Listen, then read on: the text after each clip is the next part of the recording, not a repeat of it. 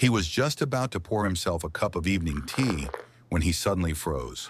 From the old barn behind his property came a faint sound. Not quite the wind, not quite an animal call, but a weak, broken cry that carried desperation. Henry pulled on his coat and stepped into the bitter cold, and what he found made him stop in his tracks. A bobcat mother lay collapsed on the frozen ground, her body exhausted, with 10 newborn kittens huddled tightly beside her. But one tiny life caught Henry's attention immediately. The 10th kitten, born with pure white fur, trembling and barely moving. Henry had no way of knowing that the single step he took closer that night would change far more than he ever expected. Why had the bobcat mother appeared here, at his door, in the middle of a deadly storm?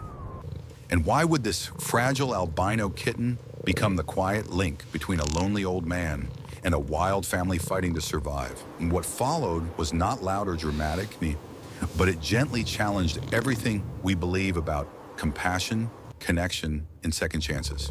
Before we begin this slow, heartfelt story, please take a moment to like the video if you believe in kindness, and subscribe to the channel so you won't miss more stories that warm the heart and stay with you long after they end. The world had turned into a white scream. Serafina, the bobcat mother, knew the deep ache in her bones was more than just the biting wind. It was the frantic, urgent drum of new life insistent beneath her ribs, pushing, demanding to be free, even as the blizzard tried to bury them all. Her usual hunting grounds, the familiar scent trails of pine and spruce, were obliterated by the howling gale, a furious enemy that tore at her matted fur and stole the very breath from her lungs. One front paw, injured weeks ago in a skirmish with a badger, throbbed with every desperate lunge through the deepening drifts. Each step was a battle, a desperate plea for shelter against the relentless, icy fury of the Rocky Mountains. Then a faint outline appeared through the swirling white, a dark smudge against the vast, blinding expanse. An abandoned barn, its skeletal timbers groaning under the onslaught, promised a fleeting reprieve. She clawed her way inside, collapsing onto the frozen dirt floor, her sides heaving. The raw cold still seeped in, but it was a merciful silence compared to the blizzard's roar. The pains in her belly intensified, each contraction a wrenching, agonizing wave. Her body, already weakened by hunger and the gnawing cold, felt like it was tearing itself apart. A low, guttural cry, more primal than any hunting yowl, escaped her throat, a silent prayer to the indifferent, storm-swept sky. She licked her trembling flanks, trying to soothe the burning agony. But instinct demanded she focus. Her babies were coming, ready or not, into a world that offered only icy teeth and crushing winds. Hours blurred into a haze of pain and fierce instinct. One by one, tiny wet forms emerged, each a testament to her unwavering will.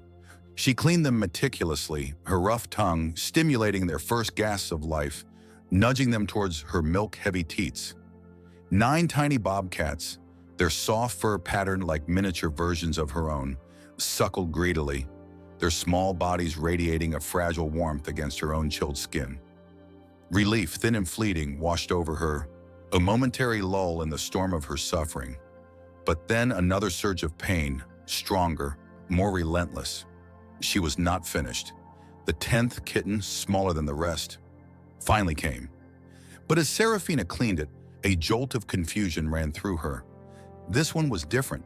Its fur, soft and downy, was not the familiar tawny and black of her other offspring, but a startling, pure white.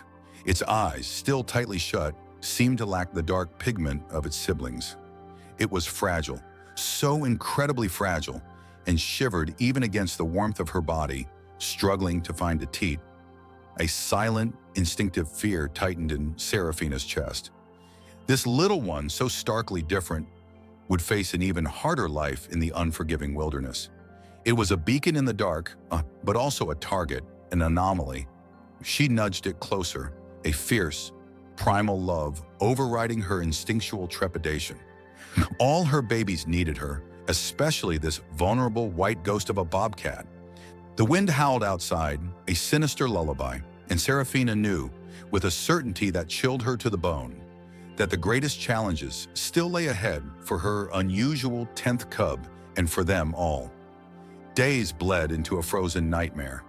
The blizzard seemed unending, trapping Serafina and her litter in the crumbling barn. Hunger gnawed at her, weakening her milk supply. Her injured paw throbbed relentlessly, making every attempt to hunt a painful ordeal. The white kitten, weaker than its siblings, struggled constantly. Its cries, tiny and pitiful, tore at Serafina's heart. She licked it constantly, trying to impart warmth and strength. But she was fading too. One cold, gray morning, as the wind finally began to die down, a strange new scent reached her. It was a large scent, different from any prey or predator, a giant she sensed. Fear coiled in her gut, but desperation was a stronger master. She huddled her kittens closer, growling a low protective rumble. Even as her body screamed for help, the ringing of the old rotary phone startled Dr. Henry Thorne from his reverie. A rare, quiet moment he'd been savoring by the crackling fireplace. Dust motes danced in the slivers of weak afternoon sun slicing through the window, illuminating the worn spines of medical techs and a framed photo of a woman whose smile still brought a sharp pang to his chest. He hadn't answered a medical call in years, not since the accident. His hands, once steady and sure, now often trembled, and the sharp scent of antiseptic sometimes brought on a wave of nausea. "Thorne residence," he rasped, his voice rough from disuse. "Henry, it's Sarah from Wildwood Rescues. I know it's been a long time, but we're desperate. We've got a bobcat, a mother, and 10 kits.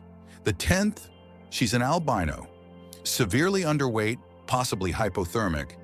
We need your touch, Henry. No one else has your experience with these specific cases." The words hit him like a physical blow. A mother bobcat, 10 kits, the sheer vulnerability of it. His mind, which he'd kept carefully walled off from the world of suffering animals, suddenly breached. He pictured a tiny, fragile creature, shivering in the cold, its white fur a beacon against the harsh reality of the wild. An albino, born with a disadvantage, already fighting an uphill battle. It mirrored so much of what he'd tried to forget. He swallowed hard, the taste of ash in his mouth. "Sarah, you know I can't."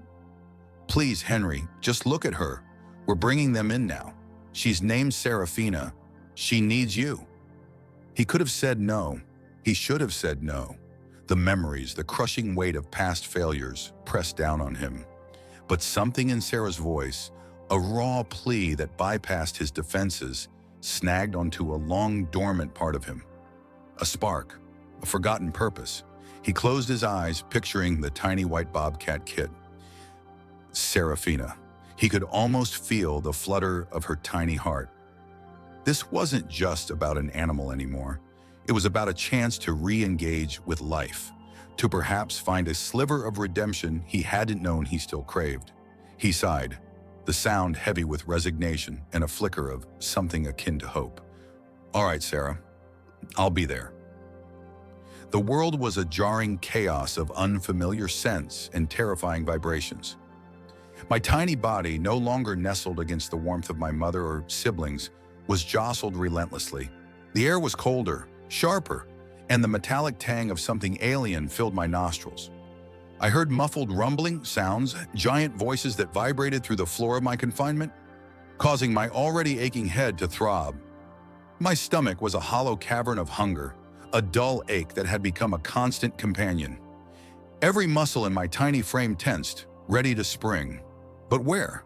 What was there to fight against in this dark, swaying box? Fear, sharp and cold, clawed at my insides. I was alone, something I had never been since the moment I pushed into this vast, indifferent world. Then the box stopped.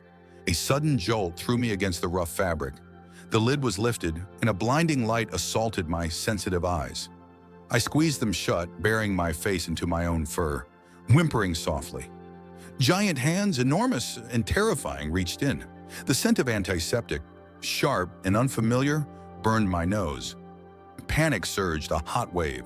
I lashed out with tiny, ineffective claws, my small body trembling uncontrollably. but the hands were surprisingly gentle. They didn't grab, didn't squeeze. They simply scooped me up ever so carefully, holding me close to a warm, soft fabric. I could feel the vibrations of a heart, a slow, steady thrum. It wasn't my mother's, but it was consistent. A sharp momentary sting on my leg made me yelp, a tiny, desperate sound. I tried to pull away, but the giant hands held me firmly, not hurting, but not letting go either. Then a strange warmth began to spread through me, a fuzzy sensation that slowly dulled the relentless ache of cold and hunger. My body felt heavy, too heavy to fight, but the overwhelming fear began to recede, replaced by a hazy lethargy. I was placed onto something soft and yielding, a fluffy cloud that radiated heat.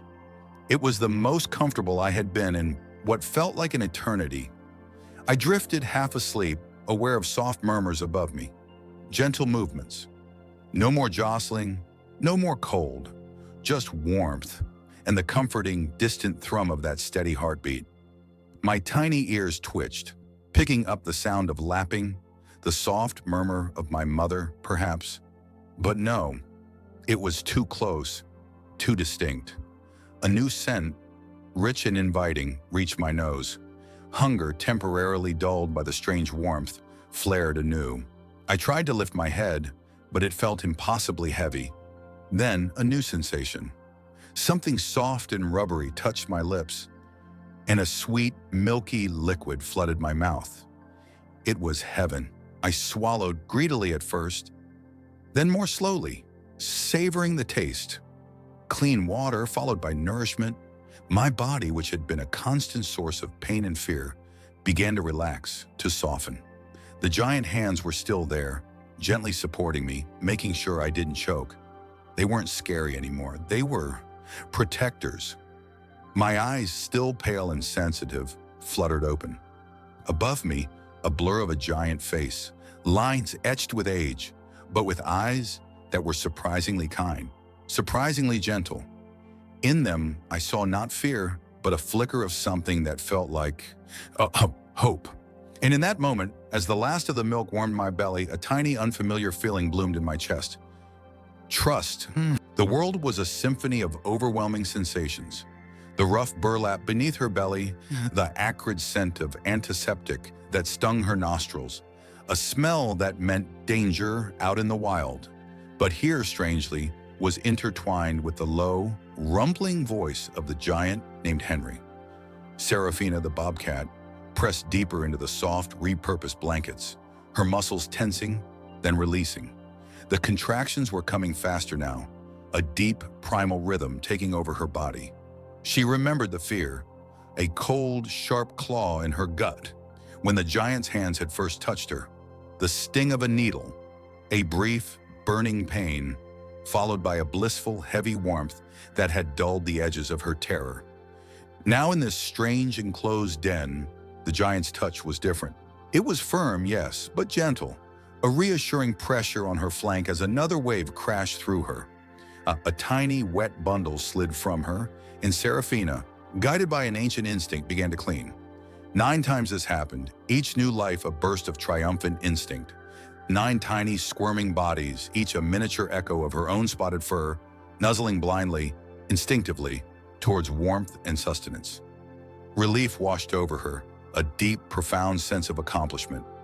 She licked each one, a murmur of contentment rumbling in her chest, her keen ears twitching, listening for their soft, nascent cries.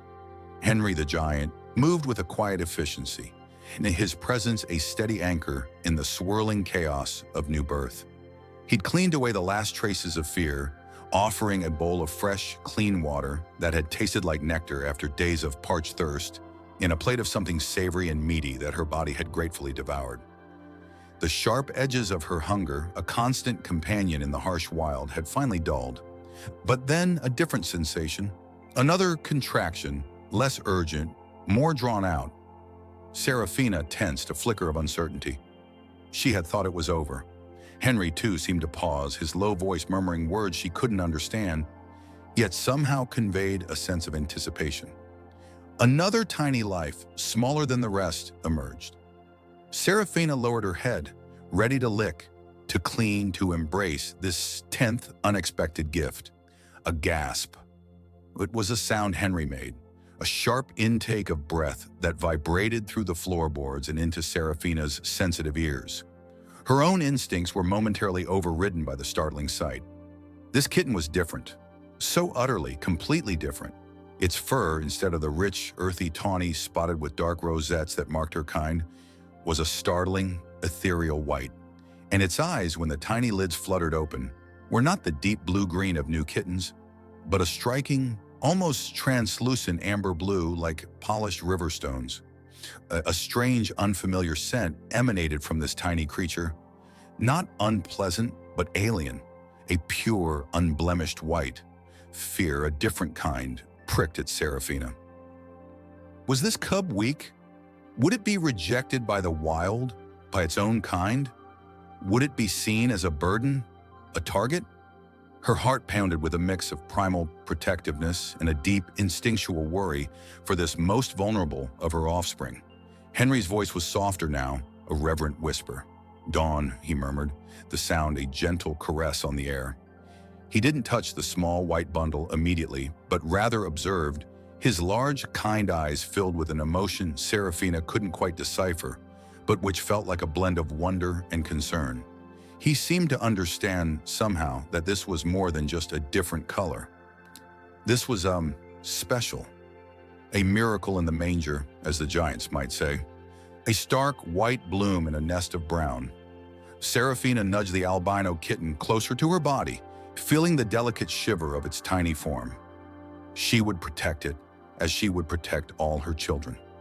But a new layer of worry settled over her, a premonition of the unique challenges this fragile, remarkable creature would face. This little one, Dawn, would need more. More protection, more care, more than she alone could provide. The journey had ended in a strange new den, but the next one, the true journey, had just begun for Dawn and all of them. The world was a symphony of blurs and sharp pains for the tiny Bobcat kid. One moment, the rhythmic warmth of her mother's body, the scent of damp earth and pine. The next, a jarring lift, a cold, hard surface beneath her, and a strange, overwhelming smell that pricked at her nose and made her vision swim. Fear, a primal, cold knot in her tiny belly, coiled around her. She was alone, her soft cries unheard in the vast, terrifying expanse.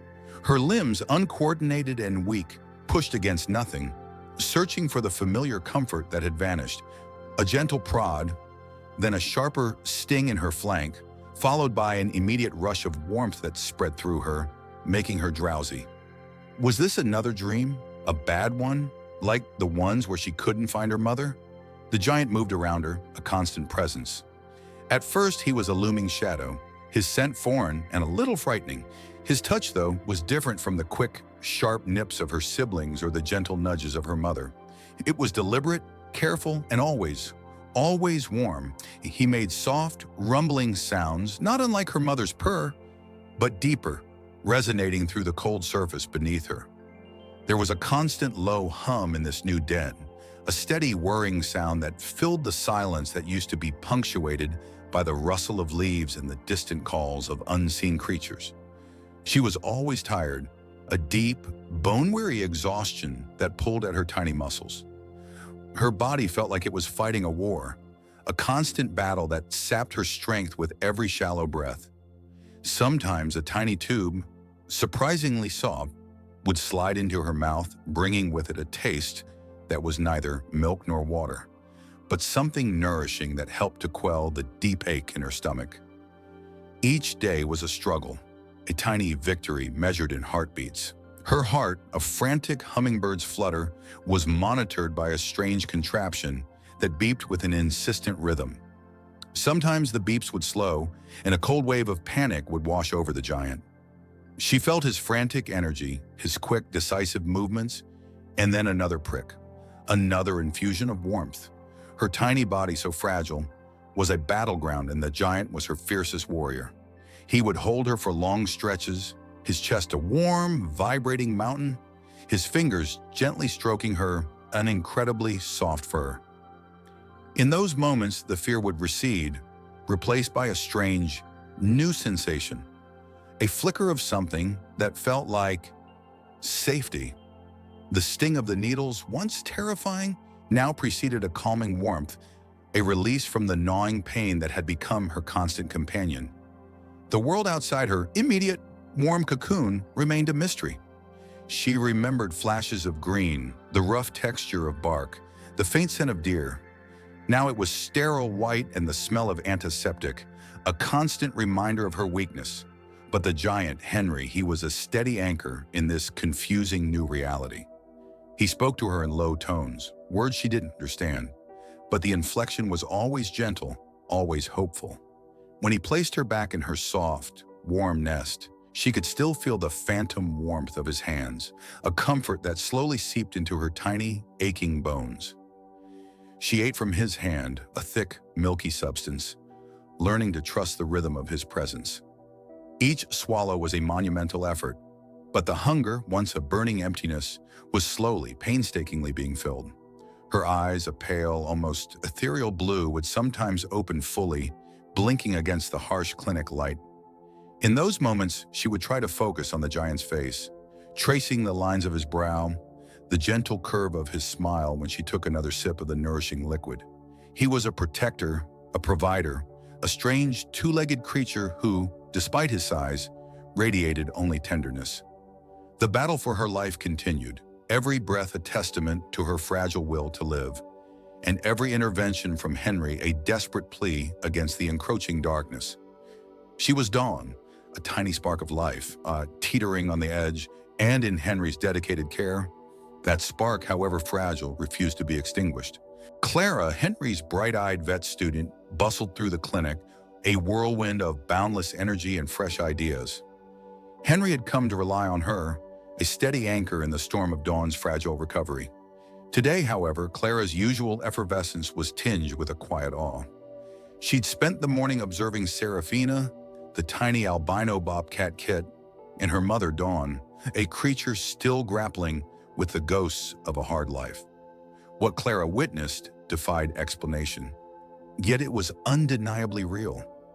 Every time Dawn faltered, every time the deep-set fear in her eyes threatened to consume her, a delicate, almost musical cry would rise from Serafina's tiny chest. And each time, like magic, Dawn would visibly relax, her tremors subsiding, her ragged breathing easing. It was as if Serafina's unique song was a lullaby woven specifically for her mother's shattered soul. Dawn, a creature of instinct and shadow, still remembered the fear, the crushing weight of a giant hand, the sudden darkness of a cage. Her body, once vibrant and fierce, had become a vessel of pain and exhaustion. 10 kits, 10 mouths to feed, 10 tiny bodies to protect. And then the strange one, the pale one, Serafina. She was different, an echo of the moon, and yet her presence was a balm. When the pain flared, when the old terrors clawed at the edges of her awareness, Serafina's soft, almost ethereal cry would cut through the fog. It was a sound that soothed her raw nerves, a sound that promised safety, a sound that spoke of a future where fear held no dominion. She'd slowly begun to associate the tall, gentle giants, especially Henry, with the cessation of pain. The soft hand that stroked her fur, the careful placement of food, the hushed voices. These were the new rhythms of her world, a stark contrast to the brutal silence and sharp hunger of her past. Clara, curious about Henry's own past, had been helping him organize some dusty boxes in his office. Tucked away beneath old vet textbooks and forgotten files, she found it. A worn leather-bound journal, its pages brittle with age. It wasn't a medical log, but something far more personal. Flipping through, her breath caught. It was Helen's journal, Henry's late wife, filled with her elegant script and insightful observations. Helen had been an advocate for rescue animals too, and her entries spoke of the profound connection between species, of the silent language of empathy. One particular passage, dated years ago, resonated deeply.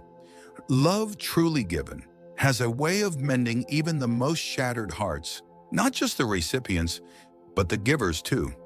It transcends species, transcends understanding. It simply is words. Henry, watching Dawn carefully lap at the specialized formula he offered, felt a familiar ache in his chest, a ghost of a wound he thought would never heal. But something was shifting. The unconditional outpouring of care he lavished upon Dawn, the long hours spent coaxing her back to health, the quiet joy of seeing her trust grow. It was a salve. He saw Helen's wisdom reflected in Dawn's slowly softening gaze. He remembered Helen's gentle touch, her unwavering faith in the power of compassion. He was giving Dawn a second chance at life. Yes, but in doing so, he was unknowingly allowing his own heart, long shuttered by grief, to open again. The act of healing another was, in turn, healing himself. Later that day, Clara approached Henry, the journal clutched in her hand. "Henry," she began, her voice hushed. "I found this. Helen's journal." Henry's eyes, usually so guarded, softened with a distant sorrow. She believed so strongly in love's power. "And I think," Clara continued, her voice gaining strength, "I think Serafina's cry is helping Dawn. It's like a song, a comfort.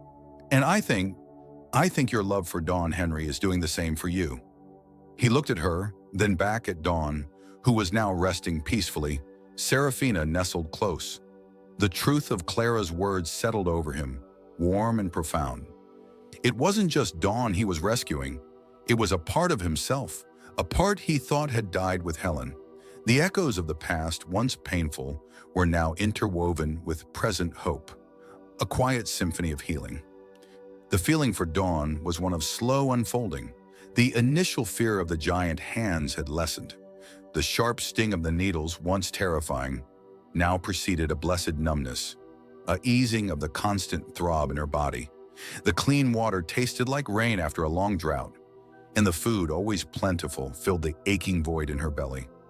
Henry, the largest of the giants, no longer felt like a threat, but a steady presence. His smell, distinct and comforting, always preceded warmth, food, or a gentle touch. She still carried the scars of her past, the memories of hunger and pain etched deep into her being, but now a new layer was forming, a layer of trust. The fear, once a primal scream, was gradually fading to a whisper, replaced by a nascent feeling of safety. Serafina's gentle, persistent cries were a constant reminder that she was not alone, that she was loved, and that this new world, with its strange giants and endless comforts, was home. The whispers started subtly, a low hum of human voices, carrying a new tension through the familiar scent of pine and antiseptic that had become our world.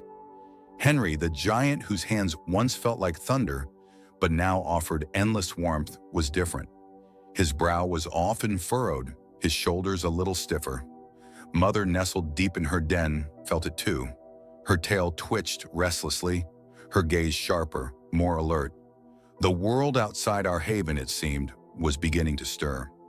For Dawn, my sister, the world was still a blur of soft fur, milky warmth, and the comforting rumble of Mother's purr. Her eyes, those pale, startling pools of blue, were just beginning to truly focus, to take in the shapes and shadows around her. She was smaller, even for her age, and her brilliant white coat, so stark against our tawny siblings, made her stand out like a snowflake in a pile of autumn leaves. We, her brothers and sisters, instinctively knew she was different, but it was a difference of softness, of needing extra snuggles, never a threat. Then came the new scent. It wasn't the familiar, comforting smell of Henry or Clara, the other gentle giant whose hands brought food and soft blankets.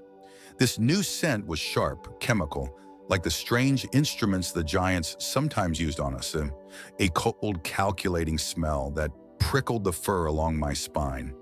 It arrived with a new voice, too. Not the soft murmurs of Henry or the lilting tones of Clara, but a voice like dry leaves scraping together, precise and lacking the comforting bass of kindness. This new giant, Dr. Aries, moved differently. He didn't offer open palms or soft touches. He stood back, observing, his gaze like a hawk's, singling out Dawn. I saw it, the way his eyes lingered on her white fur, The way his voice, even when addressing Henry, held an edge of possessiveness when he spoke her name. He called her a variant, a unique specimen. Words that meant nothing to my young bobcat mind, but carried a heavy, unsettling weight. Henry's voice, usually so calm, became low and growly. "She's not a specimen, Dr. Harris. She's a living creature, part of a family, and she's staying right here." Clara, usually the picture of gentle patience, stood firm beside him, her arms crossed, her eyes flashing with a protective fire that mirrored Mother's own. It was a clear rejection, a wall of human resolve. But Eris didn't leave. Not really. The sharp chemical scent lingered, sometimes faint, sometimes stronger, as if he moved silently through the perimeter. The air itself felt heavier, charged with unspoken threat. Mother sensed it most keenly. She would sometimes stop mid-groom, her ears swiveling, her whiskers twitching, her gaze fixed on nothing visible, as if listening to the very wind. Her low rumbling purr, a constant comfort, became intermittent, often replaced by a watchful silence. She was protecting her 10, and especially her delicate 11th. One evening, after the human giants had retreated into their own den for the night, a new, almost imperceptible sound began. A faint click, like a beetle settling on a leaf, followed by a barely audible hum. It came from the shadows, from the places where scent was thin and sight was obscured. I saw Mother lift her head, her ears rotating like tiny radar dishes, trying to pinpoint the source. She moved slowly, carefully, her powerful body a coiled spring toward the sound. She investigated, sniffing at the wall, at the base of the large oak tree near our enclosure. Nothing, but the subtle shift in the air, the faint, high-frequency hum, remained. It was an instinctual unease, a deep primal knowing that something was wrong. Something unseen was lurking. The comfortable rhythm of our days was fractured. No longer was it just the memory of past danger that haunted Mother's dreams. Now, a new, immediate threat pulsed in the very air around us. The humans, in their big, clumsy way, might have sent Eris away, but his predator's gaze had already left its mark.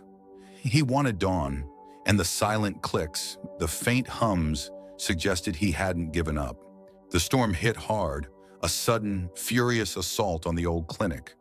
Wind howled like a hungry phantom, rattling the windows, and rain lashed against the siding in torrents.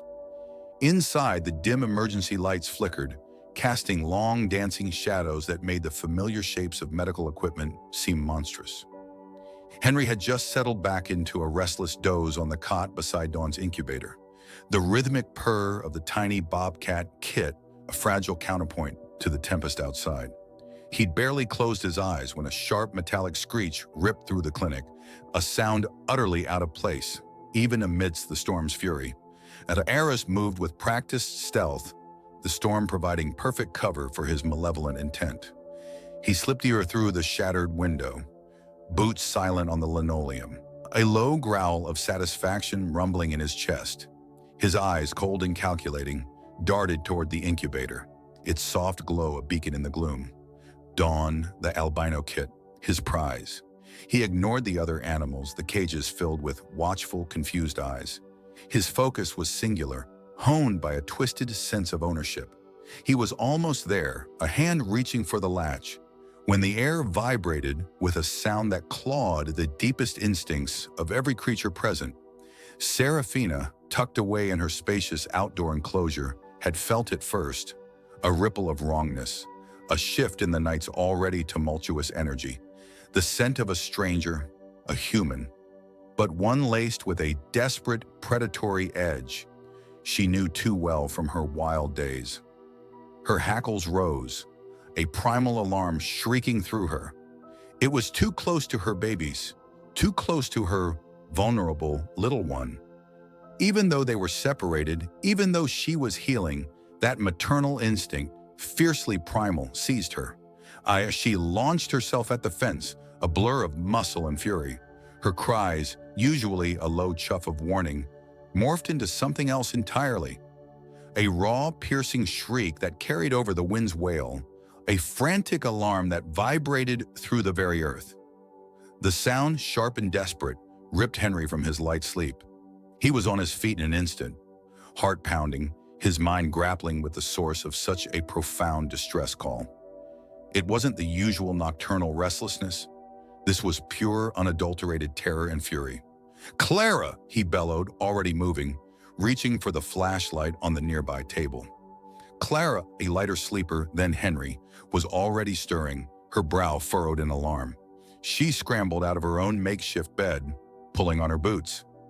Eros, startled by Serafina's sudden guttural roars, froze. He glanced over his shoulder, a flicker of annoyance crossing his face. The noise was going to draw attention. He cursed under his breath, his hands still hovering over the incubator. He could hear footsteps now, heavy and urgent, approaching from deeper within the clinic. No time to be subtle. He would simply take the kit and be gone. He fumbled with the latch, his urgency overriding caution.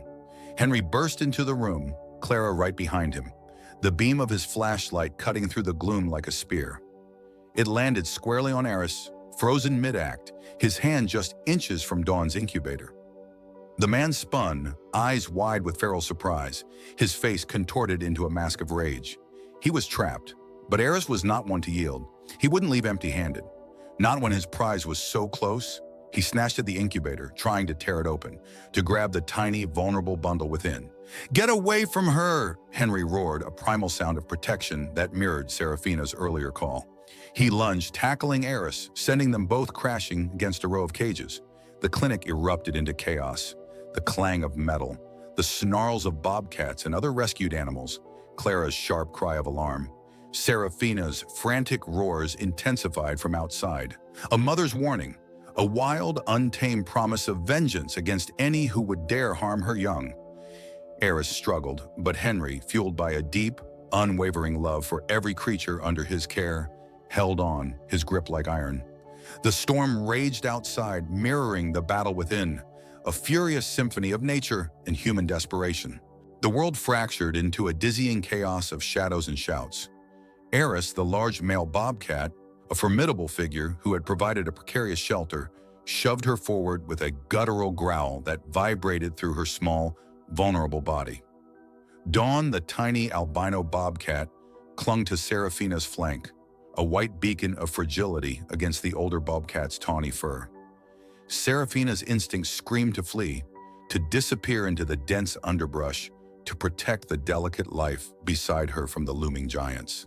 Their scent, an overpowering mix of human and the something metallic and unfamiliar, made her muscles twitch with an ancient dread. Eris, in a desperate bid, charged a space between two of the giants, his powerful muscles bunching and releasing. He was a flash of striped fur, a blur of instinctual escape. Serafina, with Dawn still pressed against her, followed, her heart a frantic drum against her ribs. The air was thick with tension, a primal battle for survival unfolding. But then a new scent, sharp and acrid, stung her nostrils, and a sudden bright flash of light temporarily blinded her. Eris faltered, a low snarl rumbling in his chest, his escape route momentarily blocked by an unseen barrier. The giants were closing in. One of them, the one named Henry, whose scent was less threatening, more like the earth and old wood, was moving with a purposeful slowness that was, paradoxically, terrifying. He carried something, a long pole with a loop at the end, and Serafina's hackles rose, a warning vibrating through her. This was the moment of decision. Her instincts screamed to keep running, to lose herself and Dawn in the forest's embrace. But Eris was trapped, and Dawn, small and vulnerable, would surely be lost if they fragmented. Then, with a burst of energy that seemed to defy the chaos, Serafina broke free. It was a surge of protective fury, a mother's desperate gamble. She didn't think, she acted. With a guttural snarl that surprised even herself, she leaped, a tawny projectile, directly in front of Eris. The giant named Henry was reaching for Dawn, his hand a monstrous shadow descending. Serafina positioned herself, a living shield blocking his path, putting her own body between the threat and the innocent albino bobcat. The impact was immediate, a jolt of searing pain that exploded through her side. It wasn't the giant's hand, but something else, a sharp, unyielding edge that tore through her fur and flesh. A gasp, a human sound of surprise and distress, registered distantly. The world tilted, a kaleidoscope of pain and fading light. Her legs buckled, and she felt herself falling, a sickening descent into a world of agony. A whimpering sound. Dawn. Serafina tried to push herself up, to shield her, to move, but her body wouldn't respond. The pain was too immense, a burning fire spreading through her. She could feel the wetness, the warmth of her own blood gushing from the wound, staining the dry leaves beneath her. The scents of the forest, usually a comfort, were now a blur, overridden by the metallic tang of her own life force spilling out. The giants, once distant threats, were suddenly close, their voices a low murmur of concern. Henry, the one she had intercepted, was kneeling, his face etched with something she couldn't quite decipher. But it wasn't anger. He was looking at her, at the rapidly spreading pool of crimson beneath her. There was a frantic urgency in his movements. A giant hand, not rough, but strangely gentle, touched her. Her muscles spasmed, a last desperate attempt to escape the overwhelming sensation. The pain, sharp and immediate, was followed by another, a dull ache that seemed to steal her strength. Then, a strange prick, a tiny sting, and a warmth began to spread, not of blood, but of something else, a strange, numbing sensation that began to dull the edges of her agony. Her eyelids felt heavy, so heavy. She fought it, fought the encroaching darkness, but the effort was too much. She heard Dawn's small, scared cries, felt the brush of tiny whiskers against her ear, but the sounds were fading and the world was receding. The scent of Henry, less threatening now, mingled with a new, sharper smell, medicinal and unfamiliar. She was lifted gently, carefully into something soft and warm, a strange enclosure that smelled of cleanliness and a faint, sweet antiseptic. The pain began to recede, replaced by a fuzzy detachment. The sounds of the giants became a distant hum. Her last coherent thought was of Dawn, of the tiny white bobcat she had tried to protect, of the cost of that protection. The world went dark, and Serafina, the protective mother, fell into an uneasy sleep, her life hanging by a fragile thread. When all hope seems lost, sometimes an ancient connection, a whisper from the very soul of the wild, can spark a miracle. The world had become a blur of alarming scents and jarring sounds for Serafina the bobcat. The giant named Henry had been a comfort, a gentle presence even as his larger companions. The ones with the sharp smells of medicine had caused new, bewildering pain. A sudden, intense ache had bloomed in her belly, a fire that pulsed with every heartbeat. Then came the pricks, tiny fleeting stings followed by a heavy drowsiness that stole her senses. She remembered the cold metal table, the bright blinding lights, and the distant muffled voices that sounded urgent, almost frantic. Fear, deep and primal, had coiled in her gut. She'd tried to lash out, to protect the last embers of her strength, but her body wouldn't obey. A soft, warm blanket had eventually replaced the cold, and the sting in her leg had slowly faded, replaced by a dull throb. But the pain in her belly, though less sharp, was a constant, heavy weight, a reminder of the unseen turmoil within. Henry watched Clara, her brow furrowed in concentration, as she finished stitching Serafina's incision. The emergency surgery had been touch and go, a desperate attempt to repair the internal damage from her previous trauma and the strain of such a large litter. Serafina was stable for now, but her recovery was far from certain. The heavy antibiotics and pain medication would help, but Clara had emphasized the need for her innate strength to take over. Yet, as one crisis abated, another deepened. Dawn, the tiny albino bobcat cub, seemed to be fading. Her breathing was shallow, her tiny body growing weaker by the hour, despite Henry's constant vigil with a heated blanket and a dropper of milk. The fear was a cold knot in Henry's stomach, a heavy counterpoint to the fragile hope he held for Serafina. He moved between them, a silent sentinel, his heart aching with each shallow breath Dawn took, each pained whimper Serafina let out. One night, the quiet of the clinic was broken only by the rhythmic hum of the oxygen machine and the soft rustle of blankets. Henry sat on the floor, his back against the wall. Serafina's recovery crate on one side, Dawn's incubator on the other. He felt utterly drained, his spirit worn thin by the relentless fight. Serafina, still groggy from the medication, was restless, a low, guttural growl rumbling in her chest. It wasn't a hostile sound, but one of discomfort, of internal distress. Then amidst the growls, a different sound emerged, a faint, almost melodic churring. It was Serafina's song, the unique purr-like vocalization he had first heard when he rescued her, a sound meant only for her cubs. He leaned closer, his heart leaping. The sound, though weak, was unmistakable.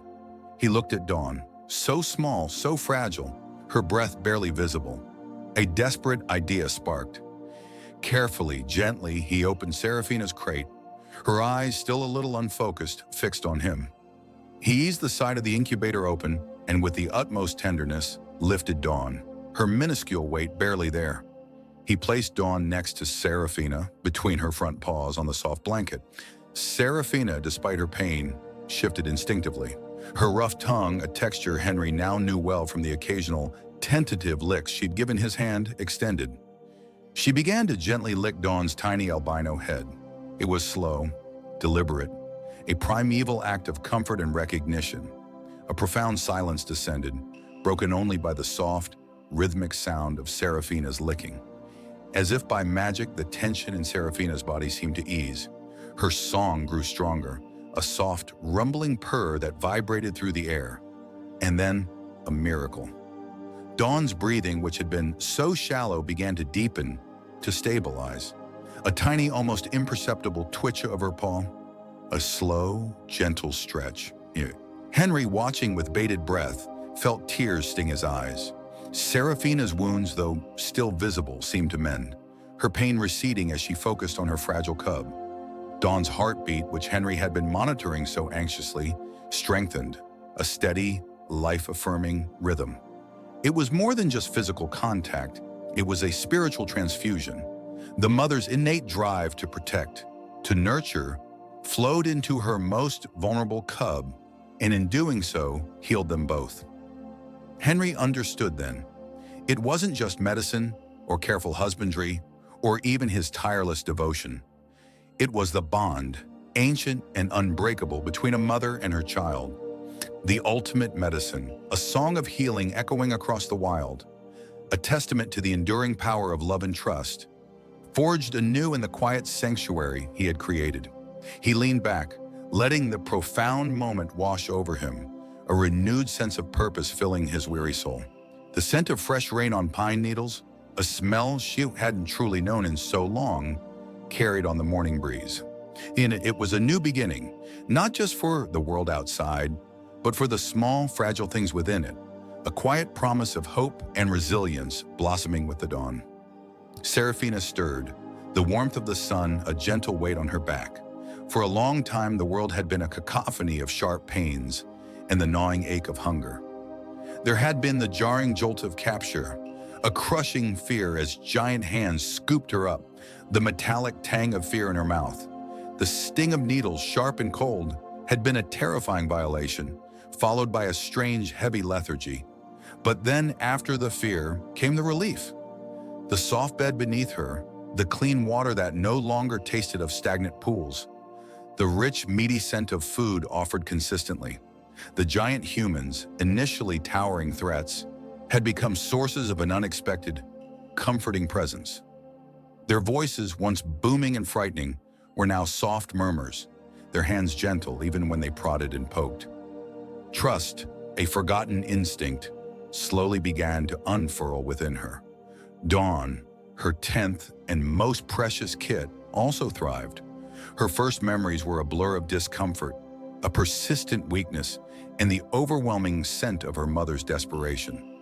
She recalled the fear, the chilling cold that seeped into her tiny bones, the struggle for breath. Then, like Serafina, the sharp, overwhelming sensation of being lifted, the strange smells of antiseptic in human skin. But these giants had brought warmth, gentle prodding, and the rich, vital milk that had filled her belly, easing the constant ache. Now, her unique white fur, once a vulnerability, was a testament to her survival, gleaming like fresh snow. Her striking blue eyes, once cloudy with illness, now shone with a boundless curiosity. She was no longer the sickly albino kit, but a magnificent bobcat, her movements growing more agile with each passing day. The humans, particularly the one called Henry, were now simply the givers of good things, their presence a consistent source of comfort and security. The recovery of both Serafina and Dawn was a triumph, a testament to the power of unwavering care. Serafina had regained her strength, her instincts sharper than ever, though a quiet contentment now softened her wild spirit. She remembered the fear of neglect, the gnawing hunger, the constant threat of the outside world. Here, there was no fear, only the gentle cadence of routine, the soft voices, the regular sustenance. She had learned to trust these giants, a trust born of consistent kindness. Her spirit, once bruised and wary, had mended, piece by careful piece. Her little albino, Dawn, was a marvel. Her white fur, once a mark of fragility, was now a beacon, a symbol of everything they stood for. Henry, Clara, and a new, steady presence named Jake, a man with a quiet strength who moved with a reassuring calm, often watched Dawn. They spoke in hushed, reverent tones about her, and Serafina understood, in her own way, that this small white kit was important, a living embodiment of what they could achieve. The humans were now more than just givers of food. They were protectors, their movements purposeful and gentle. Their initial frightening presence had transformed into a steady, reliable comfort.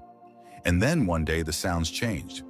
More activity, more gentle voices, but now with a purpose that felt even grander.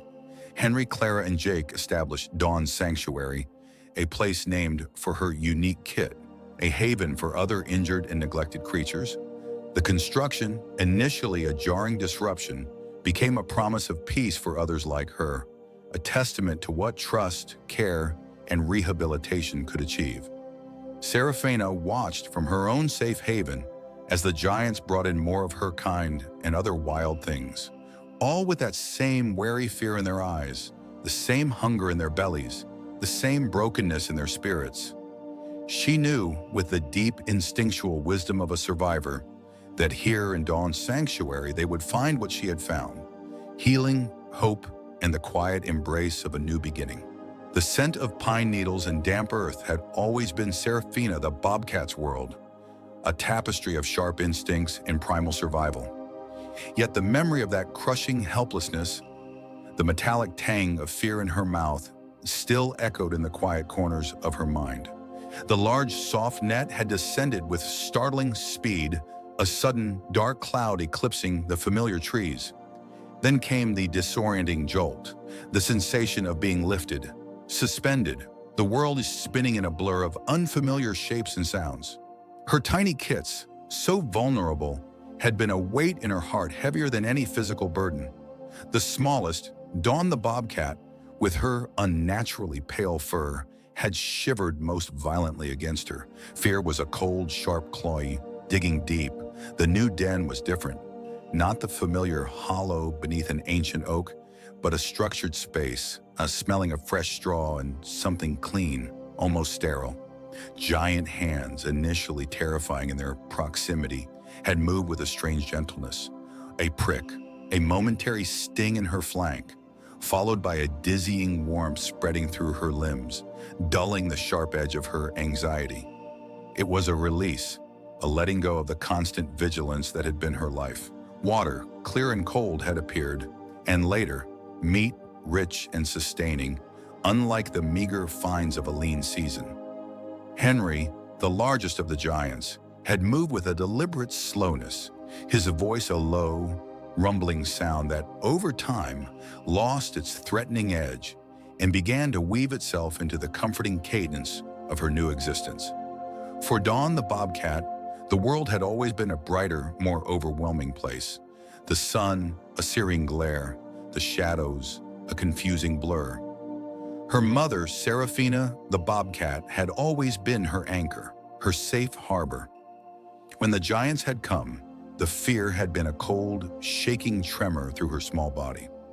The feeling of being lifted, cradled in surprisingly soft claws, had been terrifying, but then a strange warmth, a quiet, reassuring presence. The first taste of the warm liquid from a small syringe gently pressed to her lips had been revelatory, banishing the gnawing emptiness in her belly. Her eyes, so sensitive, found respite in the shaded corners of her new enclosure, and the steady rhythm of Henry's footsteps became a lullaby.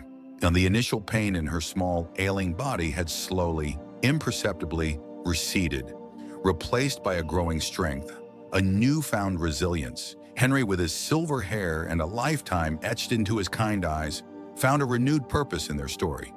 The initial chaos of their rescue, the quiet, painstaking process of rehabilitation, the tentative steps toward trust, these were the threads of a narrative that demanded to be told. His weathered hands, once skilled in the silent language of the wild, now typed furiously, translating the raw instincts and burgeoning emotions of the bobcats into words. He wrote of Seraphina's fierce protectiveness, her gradual acceptance of his care, and the startling beauty of Dawn's albino fur, a testament to her unique struggle and eventual thriving. The book, titled Legacy of Love, Seraphina and Dawn's Journey, became more than just a story. It was a testament to the profound connection possible between species, a beacon for what compassion could achieve. The book resonated with thousands. Its pages whispered of the quiet miracles unfolding daily at the sanctuary, of the broken spirits made whole, of the lost finding their way home. Henry's words painted vivid pictures of Seraphina the bobcat, sleek and confident, now reigning over her spacious habitat, and Dawn the bobcat, no longer fragile but a vibrant, playful creature, her white fur glowing in the sunlight. Their story became a rallying cry, drawing volunteers and donations, transforming the small, struggling sanctuary into a thriving beacon of hope. It was a place where the fear in an animal's eyes could still be seen, but quickly, inevitably, faded into the soft, trusting gaze of acceptance. The legacy of their love extended far beyond the sanctuary's fences. It rippled through communities, inspiring others to act, to rescue, to heal. Seraphina and Dawn, once symbols of vulnerability, became symbols of strength, resilience, and the enduring power of compassion. Henry would often watch them, two majestic bobcats, one golden, one pure white, basking in the sun, a quiet understanding passing between them. He knew with an absolute certainty that their journey, born of hardship and nurtured by unwavering care, had truly transformed lives, his own included, and that the love they shared was a legacy that would continue to grow, touching hearts for generations to come. Love, Henry finally understood, was not a finite resource that vanished with grief, nor was it a fragile flame easily extinguished by sorrow. No, love transcended all, illuminating a new dawn for a grieving heart, transforming rather than disappearing. It was a truth whispered to him by his late wife, Eleanor, a truth he'd only now, in the quiet twilight of his years, fully embraced. Just as Seraphina and her 10th albino kit, Dawn, had brought a new, unexpected light into his life, their enduring bond had, at long last, healed the deepest recesses of his soul. Seraphina stirred from her sun-drenched nap, a subtle shift of muscle, a twitch of an ear, the scent of pine needles and damp earth, so utterly different from the stale, metallic smell of the trap she'd once known, filled her nostrils. She remembered the sheer panic, the sharp bite of the wire, the overwhelming feeling of being utterly, terrifyingly caught. She'd fought, of course, instincts screaming at her to escape, to return to her precious, hidden den. Then came the giant, a scent of something unfamiliar and strong, but oddly not predatory. Hands, enormous and unyielding, had gripped her, a suffocating enclosure that had sent adrenaline coursing through her veins. A prick, sharp and quick, followed by a warm, heavy lethargy that had stolen her strength, leaving her vulnerable. Fear had been a cold knot in her belly, but then a soft blanket, a strange but soothing warmth, had enveloped her. The harsh clinic lights were a distant memory, replaced by the dappled light filtering through the sanctuary trees, a constant reminder of the gentle care that had replaced the terror. Dawn, ever the restless spirit, bounded past her mother, a flash of white against the verdant undergrowth. Her unique albino fur, once a glaring beacon of vulnerability in the wild, was now a celebrated marvel within the sanctuary's protective embrace. Serafina watched her, a deep, maternal satisfaction settling over her. Her 10th kit, the smallest, the one born with that striking difference, had been the one to nearly sever her heart from her body. The confusion of her own body's instincts, telling her to protect, to hide, had warred with the primal fear of such an unusual offspring. In the wild, Dawn would have been a target, a stark contrast to the shadows, a siren call to predators. But here within the sanctuary, under the watchful, gentle eyes of the giants, Dawn thrived. Henry had given her a name that resonated with hope, a name that perfectly captured the new beginning they had all found. The initial fear of the giants had been a slow, arduous erosion, the sting of the needle, the metallic taste of strange medicines, the forced stillness on cold tables. Each was a memory etched into Serafina's primal mind. But then came the soft voices, the steady rhythmic breathing of the giants as they sat near her enclosure, simply existing. The clean water delivered in shallow bowls after days of thirst had been a revelation. The taste of fresh meat, not scavenged or fought for, but simply provided, had been a luxury she hadn't known possible. Trust for a wild creature was a painstakingly built bridge, a stone by painful stone. But the giants, Henry among them, had built that bridge with an unwavering patience, a quiet understanding that bypassed words. They were not predators, they were protectors. Their enormous forms, once looming threats, now moved with a deliberate gentleness. Their hands, once terrifying, now offered comfort and sustenance. Henry watched them, Serafina and Dawn, at peace. He saw the strength in Serafina's sleek movements, the unburdened joy in Dawn's playful pounces. He remembered Eleanor's words, her unwavering belief that love, true love, never truly died. It merely transformed, finding new vessels, new forms, new dawns. His heart, once a cavern of grief, felt full, completely healed, brimming with a quiet, profound contentment. Their tale, the story of a wild mother, her albino kit, and the old man who found solace and purpose in their rescue, had already begun to weave itself into the fabric of the sanctuary, an enduring legend whispered among visitors and volunteers alike. It was a testament to resilience, to compassion, and to the enduring power of love that could indeed bring forth an eternal dawn. If this story touched your heart, comment 1 if you're moved or 0 if you're speechless. Thanks for watching until the end. Don't forget to like and subscribe for more magical stories. See you next time.